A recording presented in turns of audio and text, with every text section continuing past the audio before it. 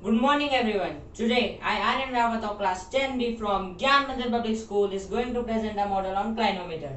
So a clinometer.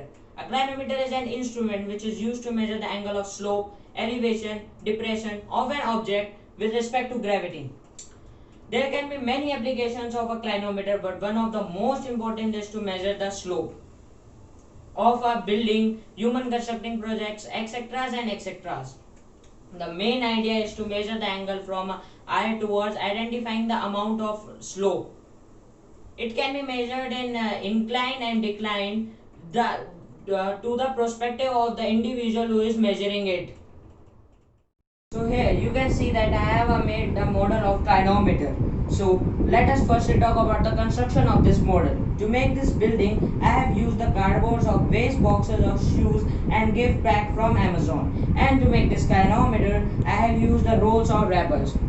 So we all know that the principle of the clinometer is to get the angle of elevation and the angle of depression. But in this case, we have to find the height of this building. So we need to get the elevation of the top of the building. So let us see that how we can find it. By placing our eyes here and one end to the top of this building, we can get an angle of you can easily see that it is an angle of 60 degree.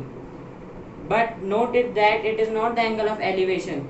But to make it more clear, I have made a figure on my board.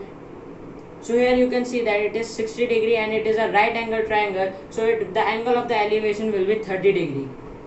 Hence the elevation of the top of the building will be 30 degree. But to find this height, we have to get the complete base.